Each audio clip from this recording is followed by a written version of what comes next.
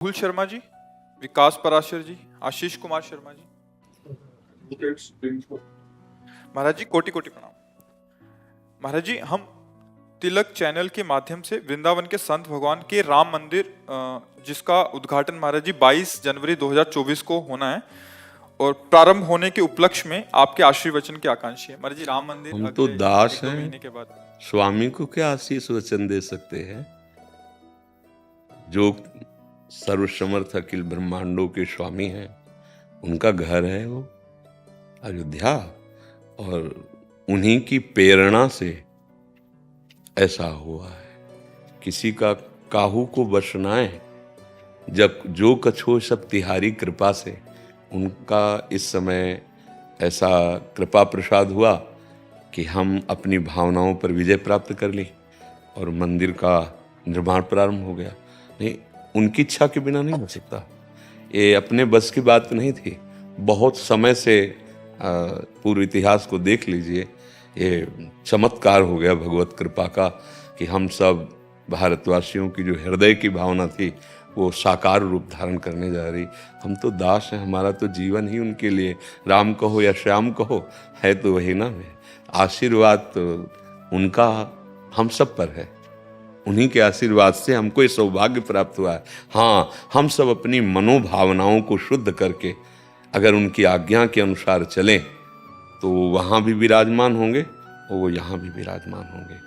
अगर प्रविश्य नगर की जय सब काजा और हृदय राखी कौशलपुर, तो त्रिविध ताप नहीं व्यापेंगे। हाँ, दैहिक दैविक भौतिक तापा, और यहाँ राम राज्य काहू नहीं व्यापा। बाहर तो भगवान विराजमान होने जा ही नहीं, प्रगट में उस नवीन महल पर हम सब उनकी आज्ञा का पालन करें, उनके दासत्व को स्वीकार करें। और यहाँ भी हृदय राखी कौशलपुर राजा। आज हम यहाँ चूक कर पा रहे हैं। हमारी बुद्धि शास्त्र आज्ञा भगवद आज्ञा के विरुद्ध मन को लेकर के विषयों में विचरण कर रही है। अगर हमारे गंदे आचरण, गंदा आहार, गंदा चिंतन नहीं रुका तो यहाँ ठाकुर जी जो बैठे हैं वो प्रकाशित नहीं हो पाएंगे। रामलला तो पहले भी विराजमान थे, अब नवीन महल पे विराजमान होंगे, नहीं होंगे ना, वही जगह। तो यहाँ पहले भी विराजमान, सबके हृदय अछत विकारी, पर सकल जीव जगदीन दुखारी। साक्षात प्रभु विराजमान बिहारी जी राधा वल्लभ जी, पर यहाँ नहीं है प्रभु प्रकट।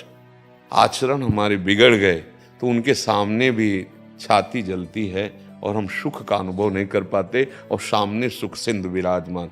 हमारी जो आंतरिक प्रार्थना है, हमारी जो आंतरिक भावना है कि जन जन के मानस पर राम राज्य प्रकट हो, जन जन भगवान की दास्ता को स्वीकार करके अपनी वासनाओं का नियंत्रण करें।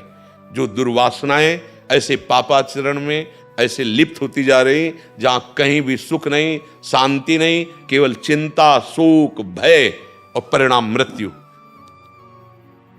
परमानंद की बाढ़ यहां आ जाएगी यदि रघुनाथ जी को अपना स्वामी मानकर उनकी आज्ञा से चले। भगवान ने कहा वही मेरा सेवक है जो मेरा अनुशासन माने, वही मेरी प्रजा है, वही मेरा सेवक है, वही मेरा प्रिय है जो मेरा अनुशासन माने।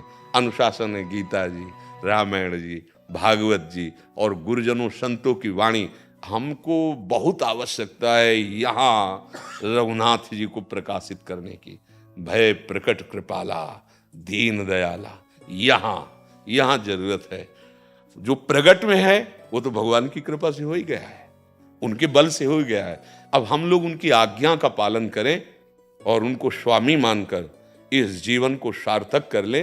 जैसे गोस्वामी तुलसीदास जी कह रहे हैं, जाकी कृपा लवलेश ते मति मंद तुलसी दास हूं, पायो परम विश्राम, राम समान प्रभु नाही कहूं।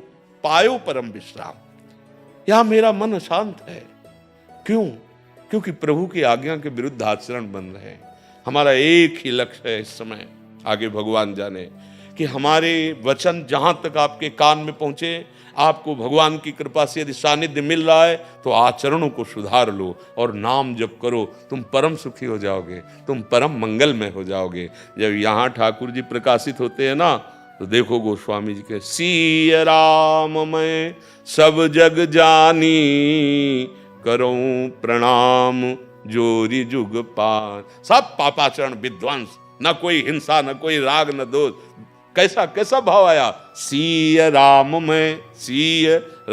मैं सब जग जानी, करूं प्रणाम जोरी जुग। पूरा जगत मंदिर बन गया, हर जड़ चैतन्य में अपने आराध्य देव दिखाई देने लगे। हमारी तो यही प्रार्थना रहेगी, यही भावना रहेगी, और वो तो आशीर्वाद हम सबको दे रहे हैं, उन्हीं के बल से हम दहाड़ रहे और आप सब कर रहे हैं। ये जो भी कुछ हो रहा ना, उन्हीं के बल से हो रहा है, बस उनके चरणों का आश्रय और नाम जप। हाँ, एक जगह से आशीर्वाद दे सकते हैं। जैसे माँ अपने पुत्र को आशीर्वाद भाव के कारण देती है, चाहे वो भगवान ही क्यों पुत्र बन के ना हो, देती है, अधिकार होता है ना। ऐसे दास का एक अधिकार होता है, अपने स्वामी को सुख पहुंचाना, उसी दासत्व के बल से।